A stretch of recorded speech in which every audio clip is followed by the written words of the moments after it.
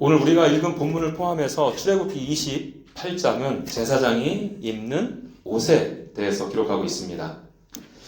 이 옷에 대한 내용이 상당히 길기도 하고요. 또 사용되는 단어들이 아주 생소하기도 해서 재미도 없고 지루하기도 하죠. 그러나 반대로 생각하면 이렇게 장황하게 설명하고 있는 것을 보고 있으면 잘은 몰라도 어쩌면 중요한 의미가 담겨져 있지 않을까 하는 생각이 들기도 합니다. 특히 이 제사장과 관련돼서 기록된 순서를 보면 더욱더 그런 생각이 들죠. 이 제사장과 관련된 내용이 출애굽기 28장 그리고 출애굽기 29장에 기록되어져 있는데요. 28장은 제사장의 옷 그리고 29장은 제사장 직분 위임에 대해서 기록하고 있습니다. 우리가 일반적으로 생각할 때에는 직분을 주고 그 직분에 맞는 옷이 무엇인지를 설명해 주는 것이 상식이라 생각이 됩니다. 그런데 제사장과 관련해서는 직분의 위임보다 먼저 제사장이 입는 옷에 대해서 기록하고 있다는 것이죠. 그만큼 이 옷이 가지는 의미가 중요하지 않을까 생각합니다. 실제로 여러분, 옷은 우리에게 있어서 아주 중요한 기능을 제공하죠. 그 기능에 대해서 크게 두 가지로 정리할 수 있을 것입니다. 첫째는 보호의 기능이 있습니다. 벌거벗고 있으면 얼마나 수치스럽고 창피해요? 그 수치로부터 옷은 보호를 해주고요. 추위나 더위로부터 보호해주기도 하죠. 그리고 전쟁 나갈 때에는 죽음으로부터 보호받기 위해 갑옷도 입었어요. 둘째는 그의 신분과 지위를 나타내 주기도 합니다. 조선시대만 하더라도 신분이 나뉘어져 있었죠. 아버지가 양반이면 아들도 양반이 되고요. 아버지가 이런 표현 써서 죄송해요. 쌍놈이면 그 아들도 상놈이 되었습니다. 그 아버지가 누구냐에 따라 그의 정체성이 정해졌죠. 그리고 그들의 신분을 구별했던 것이 뭐라고요? 바로 옷. 양반은 비단으로 된 옷과 갓을 쓰고 다녔지만 종은 비단이 아닌 삼배, 무명 옷을 입고 다녔습니다. 당연히 여러분, 신분이 달라졌기 때문에 사회적 지위도 그에 따라 하는 일도 달라지게 되는 것이죠. 여러분, 조선시대만 그런가요? 사실 이 현대사회도 양반과 종의 구분은 사라졌지만 무슨 옷을 어떻게 입느냐에 따라서 그 사람의 사람됨을 드러낸다는 것을 암묵적으로 동의하고 있죠.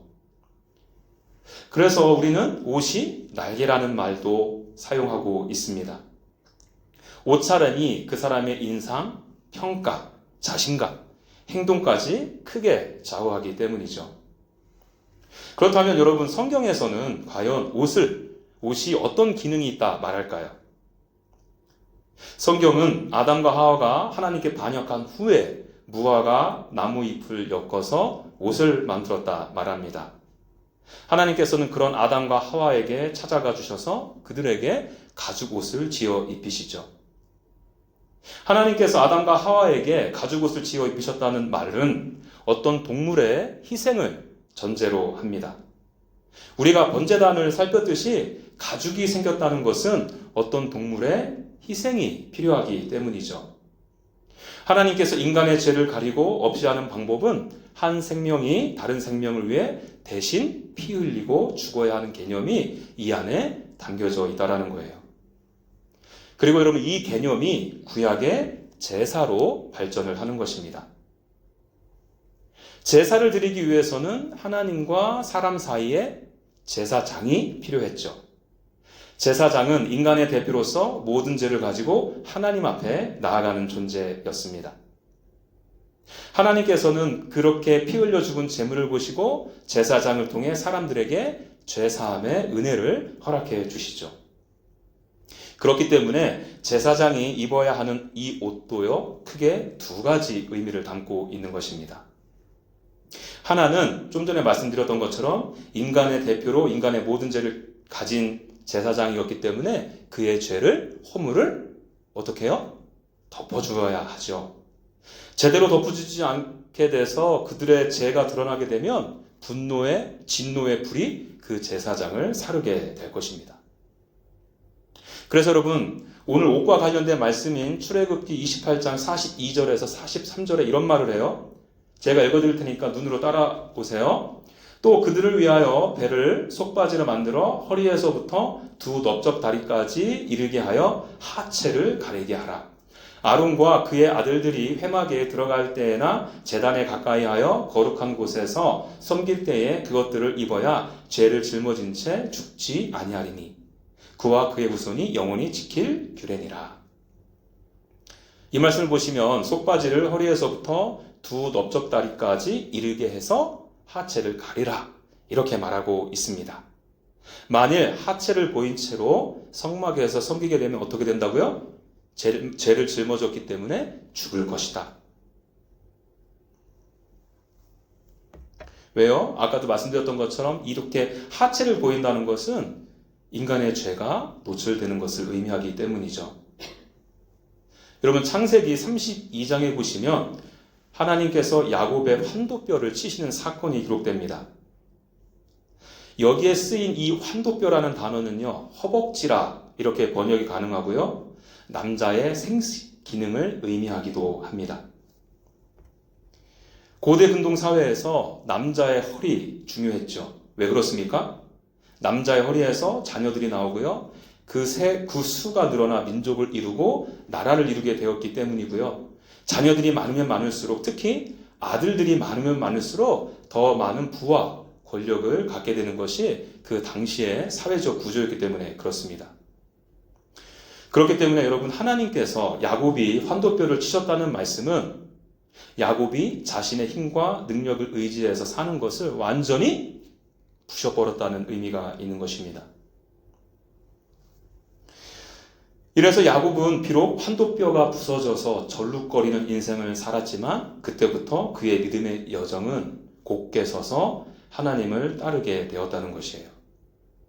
출애굽기 1장 5절도 읽어드리죠. 야곱의 허리에서 나온 사람이 모두 70이요 요셉은 애굽에 있었더라. 이 말씀에도 보니까 허리라는 단어가 나오잖아요. 다른 성경 번역본에서는 혈속, 혈통이라 번역했습니다. 그런데 여러분, 이 단어가 히브리어로 같은 단어예요. 무엇과요? 야곱의 환도뼈 할 때 그 환도뼈.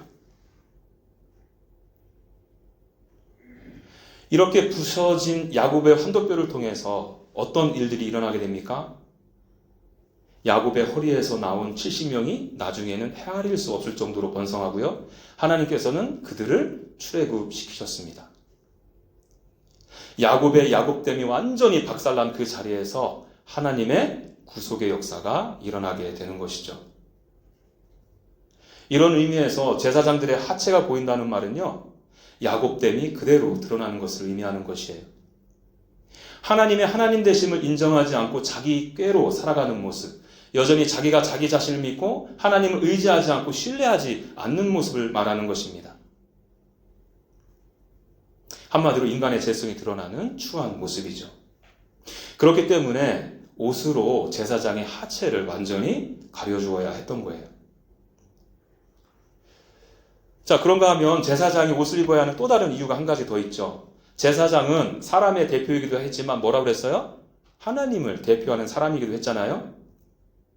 그렇기 때문에 제사장은 하나님의 대표로서 하나님의 위엄과 권위와 영광을 나타내어야 했죠. 2절을 눈으로 보십시오. 거기 보시면 거룩한 옷을 지어 영화롭고 아름답게 할지니. 여러분, 이 말뜻은 제사장들이 이스라엘 백성들 앞에서 야, 나는 너희들 하찮은 백성들과 달라, 이렇게 제사장됨을 자랑하거나 권위를 세우기 위해서 화려한 옷을 입으라 하신 것이 아니라는 거예요. 하나님의 대표자로서 하나님의 영화로우시고 아름다우심을 표현해내기 위해서입니다. 그리고 하나님께서 제사장의 옷을 만들라고 명령하실 때 금실과 청색, 자색, 홍색 실과 가늘게 꼰 배실로 아주 정교하게 아름답게 만들라 말씀하십니다. 여러분, 이 재료는 성막을 덮는 첫 번째 천을 만들 때 이렇게 만들라 하셨고요. 휘장을 만들 때도 이 실들을 이용해서 만들라 하셨어요. 그리고 조금 이따 보면 아시겠지만 제사장의 옷에는 이런저런 보석들을 많이 달도록 하셨습니다. 이 세상 그 무엇으로 영화롭고 아름다우신 하나님을 표현할 수 있겠습니까? 그러나 최대한 값나가고 귀한 실들로 이런저런 보석들로 해서 하나님의 아름다우심을 드러내라는 거예요. 여러분, 우리는 지금까지 이 제사장의 옷이 가지는 의미를 살펴보았습니다. 여러분, 결국 이 옷이 가리키는 것이 무엇일까요? 무엇이 아니라 사실은 누구죠? 바로 예수 그리스도를 의미합니다.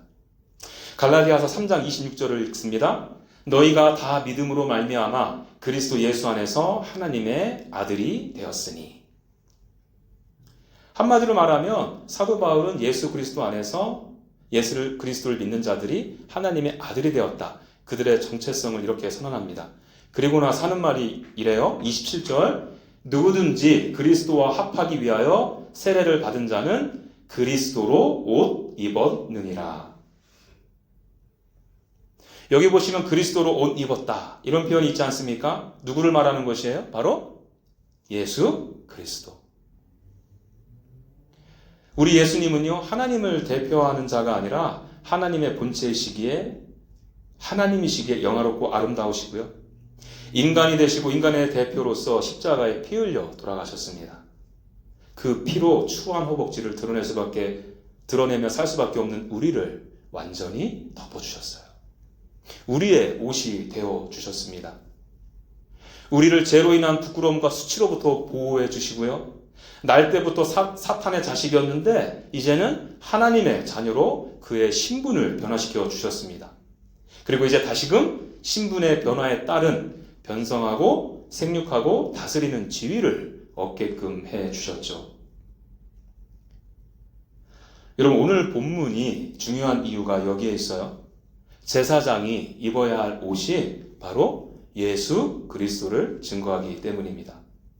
제사장이 입는 옷, 그 옷에 박힌 보석, 쓰여진 문구 하나하나가 우리의 구주 되신 예수 그리스도의 사역과 그분의 성품을 드러내기 때문입니다. 서론격으로 제사장의 옷이 가지는 신학적 의미를 살폈으니 이제는 제사장이 입어야 할 옷의 종류들을 좀 살펴보겠습니다. 그래야 우리의 옷이 되어주신 예수님을 보다 자세히 알 수 있기 때문에 그래요. 출애굽기 28장 1절부터 39절까지는 대제사장이 입는 옷, 그리고 40절에서 43절까지는 일반 제사장이 입는 옷에 대해서 기록하고 있는데 오늘은 대제사장이 입는 옷에 대해서만 아주 간단하게 지루하지 않게 살펴보도록 하겠습니다. 먼저 4절 말씀 좀 전에 같이 읽었지만 같이 한번 다시 읽죠. 4절 말씀 시작. 그들이 지을 옷은 이러하니 곧 흉패와 에봇과 겉옷과 반포 속옷과 관과 따라 띠라. 그들이 내 형 아론과 그 아들들을 위하여 거룩한 옷을 지어 아론이 내게 제사장 직분을 행하게 하라. 여기 보시면 대제사장이 입어야 할 옷의 종류 총 6가지가 등장합니다. 흉패, 에봇, 겉옷, 반포 속옷, 관, 띠.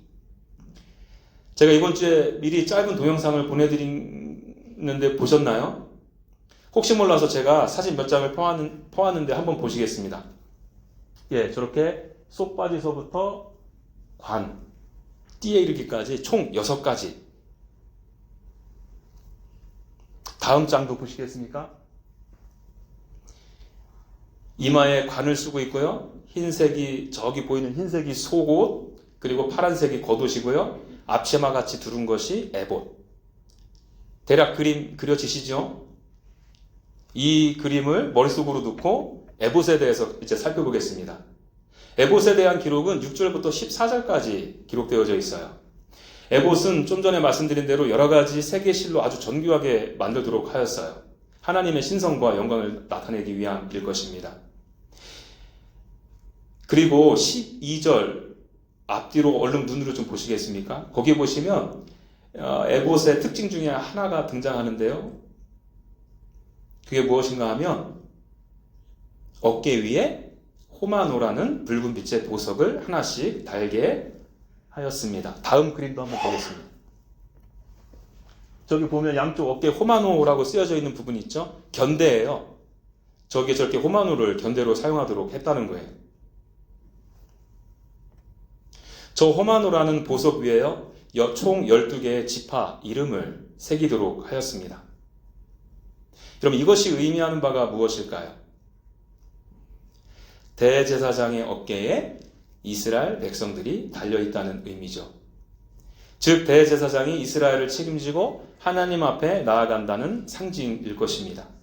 그리고 하나님께서는 대제사장이 그렇게 나오는 것을 보시고 그 견대를 보고 이스라엘의 아들들을 기억하시겠다, 이렇게 약속하세요. 또 두 번째는 흉패. 이 말씀은 15절에서 30절까지 기록되어져 있습니다. 영어로는 흉패를 the breastpiece 이렇게 되어 있어요. 가슴을 덮는 장식물로 생각하면 좋겠습니다. 그림 보시죠. 저기 보시면 가슴에 형형색깔 12가지로 세 개씩 4줄로 해서 12가지 보석을 달도록 했거든요. 에스겔서 28장 13절을 보시면요, 옛적 하나님의 동산 에덴에는 홍보석, 황보석, 금강석 이렇게 등등등 해서 각종 보석으로 단정되어 있다, 기록되어져 있습니다. 그리고 여러분, 흥미롭게도 이 보석들은 요한계시록에도 언급이 됩니다. 요한계시록 21장 19절에서 20절인데요. 제가 읽어드립니다. 그 성의 성곽의 기초석은 각색 보석으로 꾸몄는데 첫째 기초석은 벽옥이요, 둘째는 남보석이요, 옥수요, 녹보석이요, 홍마노요, 홍보석이요, 황옥이요, 이렇게 등등해서 12가지 보석이 그 성곽에 있대요. 여러분, 성경에서 보석들이 언제 열거되는가 하고 보니까 에덴 동산을 상징해낼 때, 그리고 새 예루살렘 성을 가리킬 때 등장하고 있음을 우리가 발견하게 됩니다.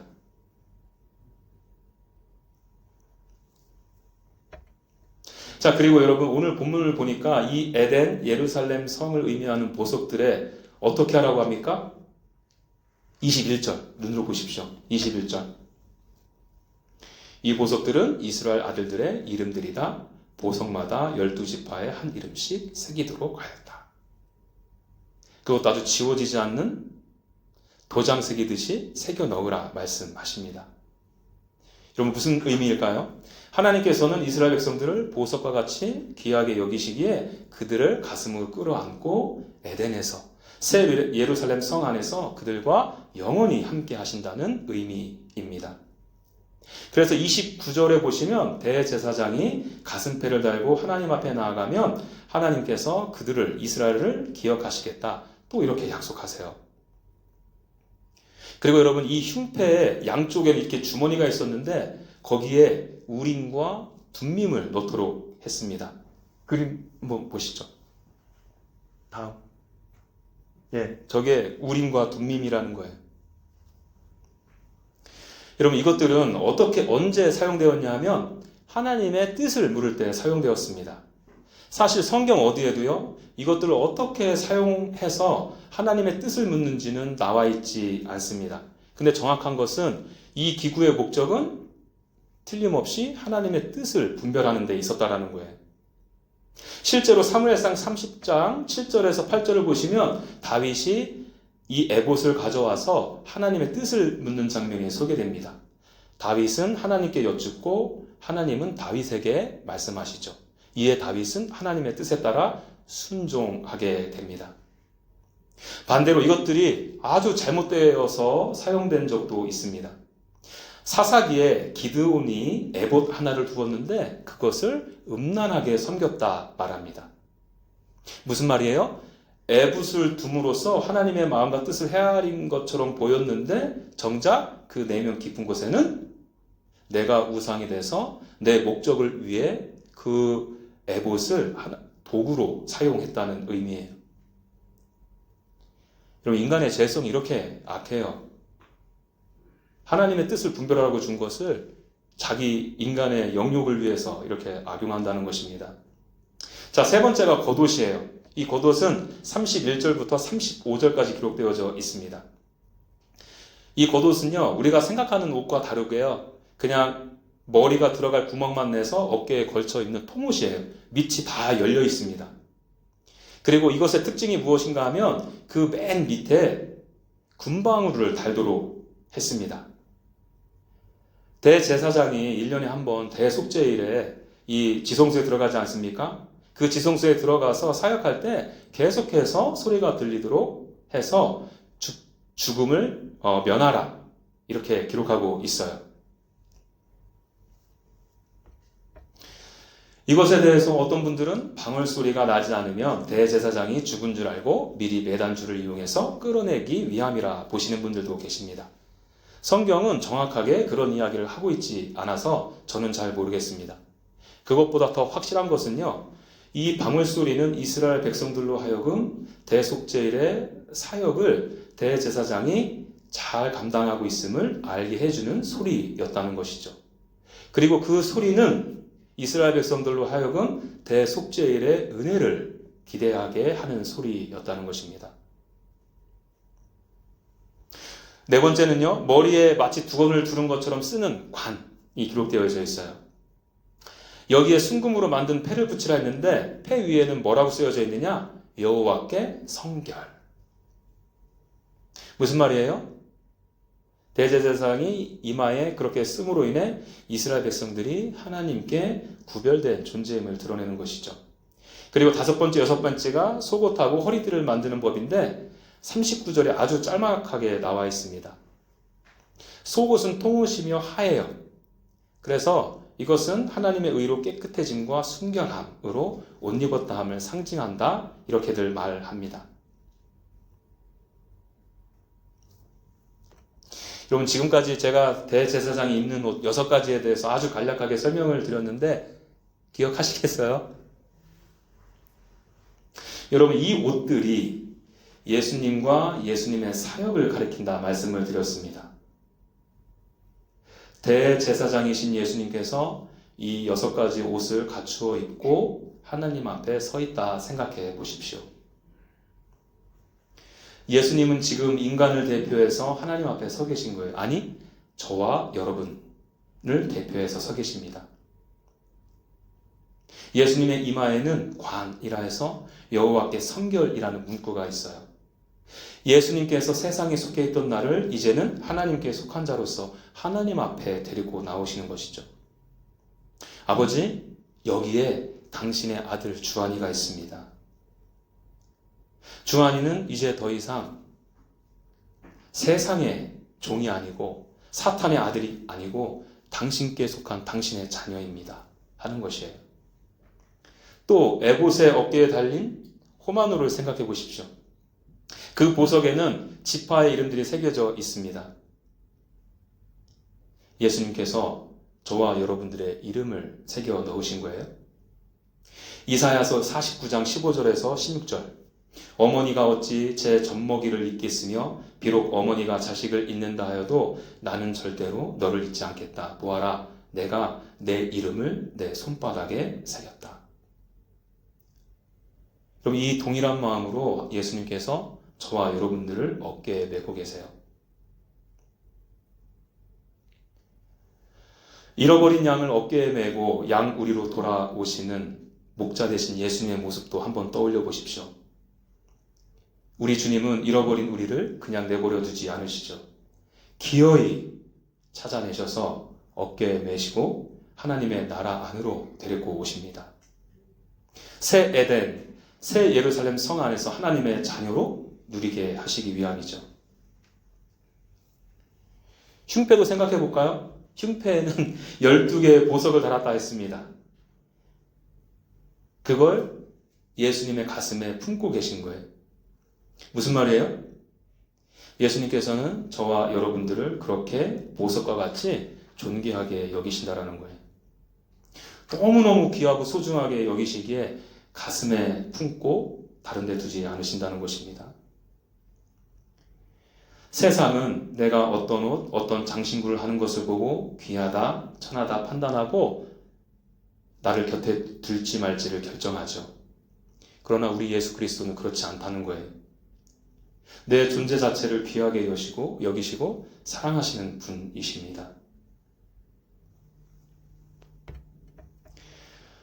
혹시 우리들 중에 죄가 주는 수치와 부끄러움에 하나님께 보호받지 못한다, 이렇게 생각하시는 분들이 계신가요?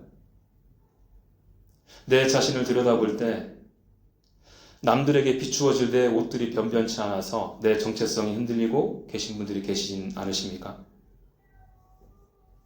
광야와 같은 이 세상 가운데 여전히 혼자라 느끼시는 분들이 계신가요? 그렇지 않아요, 여러분. 속고 계신 거예요. 우리가 입고 있는 옷은 세상이 말하는 그런 옷이 아니에요. 예수님께서 나와 함께 해 주십니다. 내 죄를 덮고 계셔서 정죄로부터 보호해 주시고요. 내가 하나님의 거룩한 자녀가 되게 하시며 나를 어깨에 메시고 가슴에 품으시며 나와 영원토록 함께 하세요. 여러분, 이 말씀 예수 그리스도로 옷 입고 이 말씀이 지금의 우리들을 위로하고 격려하게 되기를 간절히 소망합니다. 그리고 여러분, 이와 동시에 우리의 사명 또한 회복되어지기를 소망해요. 좀 전에도 서두에 말씀드렸지만 옷은 나를 보호해줄 뿐 아니라 내가 누구인지를 드러내고요. 그리고 누구임에 따라서 내가 어떤 역할을 맡게 된다는 사실을 보게 되었습니다. 의사가 가운을 입는다는 것은 의사라는 신분을 뜻할 뿐 아니라 생명을 살리는 일을 감당한다는 의미도 담겨져 있죠. 판사가 법복을 입는 것은 판결할 권위와 책임을 함께 입는 것입니다. 마찬가지로 저와 여러분들이 만일 예수 그리스도의 옷을 입고 계시다면 그리스도인으로 해서 삶을 살아야 한다는 부르심을 받았다는 뜻이에요. 사명을 주신 것입니다. 좀 전에 소개해드린 갈라디아서 말씀에 사도 바울은 예수 그리스도로 옷 입었다, 이런 말씀 했다고 했잖아요. 이 말씀 뒤어 이어서 뭐라고 말하는 줄 아십니까? 너희는 유대인이나 헬라인이나 종이나 자유인이나 남자나 여자나 다 그리스도 예수 안에서 하나이니라. 너희가 그리스도의 것이면 곧 아브라함의 자손이요 약속대로 유업을 이을지니라. 그럼 이 말은 그리스도 안에서 서로 사랑하는 공동체로 지어져 가라는 말 아닙니까? 그리고 세상 가운데로 나아가 하나님의 나라, 하나님의 기업을 확장하라는 사명을 의미하는 것입니다. 오늘 본문의 표현을 빌려서 말씀드릴까요? 우리도 주의 백성들을 어깨에 매야 한다는 거예요. 호마노 보석에다가 그들의 이름을 새겨 넣어야 한다는 것입니다. 그리고 그들을 가슴에 품어야 한다는 거예요. 저 같은 경우에는 저의 가족들, 그리고 여러분들, 그리고 하나님께서 보여주시는 세상 가운데 수많은 영혼들, 그들의 이름을 하나씩 하나씩 마음에 새겨 넣어야 한다는 것이죠. 그럼 이 사명이 저에게만 해당되는 말일까요? 아니에요, 여러분. 구약의 제사장은 예수 그리스도에서 목사가 아닌 예수님을 믿는 모든 자에게로 확장이 됩니다. 어떤 분들은 목사가 저러면 안 되지 하고 이런저런 말들을 많이 하세요. 무슨 의미로 그런 말씀 하시는지 잘 압니다. 그러나 이 말을 하시기 전에요, 목사가 저러면 안 되고 나도 저러면 안 되지 라는 전제하에 이 말씀을 하셔야 한다는 거예요. 기능이 다를 뿐 신분의 높고 낮음이 없습니다. 지위도 같아요. 감당해야 될 사명의 무게 다르지 않다는 말입니다. 또 우리가 하나님의 거룩한 자녀가 되었다는 사실은 우리들의 입술의 고백뿐만 아니라 삶으로도 증명이 돼야 할 것입니다. 이 거룩함은요, 단순히 선언으로 만들어지는 것이 아니에요. 하나님의 말씀 앞에 자신을 내어드리고 성령의 인도하심에 실제로 순종할 때 비로소 드러나는 거예요. 말씀을 들 때 흘려보내지 않고 성령의 깨우침 앞에서 잘못 가던 길을 멈추고 다시 돌아서는 것입니다. 그때 우리의 삶 가운데 하나님께 속한 자의 흔적들이 드러나게 되는 것이죠. 그리고 여러분, 우리가 일상의 삶의 여정을 걸어 나아갈 때 무슨 소리가 들려야 합니까? 방울소리. 대제사장이 걸어갈 때마다 방울소리가 성소 안에 울려 퍼졌듯이 우리가 가는 곳곳마다 복음의 소리가 울려 퍼져야 할 것입니다. 여전히 세상이 추구하는 옷을 입기 위해 발버둥 치는 그 영혼들에게 진짜 옷이 무엇인지, 누구인지 나누는 저와 여러분들이 되길 소망합니다. 여러분, 오늘 우리는 이 제사장의 옷에 대해서 살폈어요. 옷 아주 중요합니다. 제가 군대에 있을 때 있었던 일들인데요. 1년에 한 번씩 동원 훈련을 했습니다. 저는 그때마다 옷이 얼마나 중요한 것을 깨닫게 돼요. 동원 훈련 입소하기 전에 아주 멀쩡하게 생기고 건장한 청년들이잖아요. 멀쩡한 입고 와서 잘 있어요. 그런데 신기한 것은요. 예비군 훈련복만 입혀놓으면 어떻게 사람이 그렇게 달라는지 모른다는 거예요. 일단 모자부터 삐딱하게 쓰고요. 위도 또 내서 입고 전투화끈도 제대로 묶지도 않습니다. 그리고 훈련 나가서는 아무 데나 소변 보고요. 침도 그냥 아무 데나 칙칙 뱉고요. 휴식 시간에 오고 가는 음담패설은 이루 말할 수가 없어요. 그분들을 보면서 이분들이 좀 전에 그렇게 점잖게 건장하게 멋지게 입소하신 분들이 맞나? 하고 생각이 들 정도라니까요. 여러분, 우리가 무슨 옷을 입고 있느냐가 이렇게 중요해요. 그래서 세상이 옷이 날개지 하는 것입니다. 여러분, 이 말씀이 복음이에요. 다만 이 말씀이 복음이 되기 위해선 이 옷에 대한 정의를 어떻게 내리느냐가 중요한 것입니다. 성경에서 말하는 옷은 무엇? 누구라고요? 예수 그리스도요. 저와 여러분들은 예수 그리스도로 옷을 입은 자들인 것입니다. 그리스도 예수 안에서 우리의 정체성이 회복된 자들이고요. 하나님 자녀로서 이 땅 가운데 사명을 담당하는 자로 살게 된 것이에요. 이 놀라운 사실을 잊지 않고 우리가 이 땅 가운데 하루하루를 살아내길 간절히 소망합니다.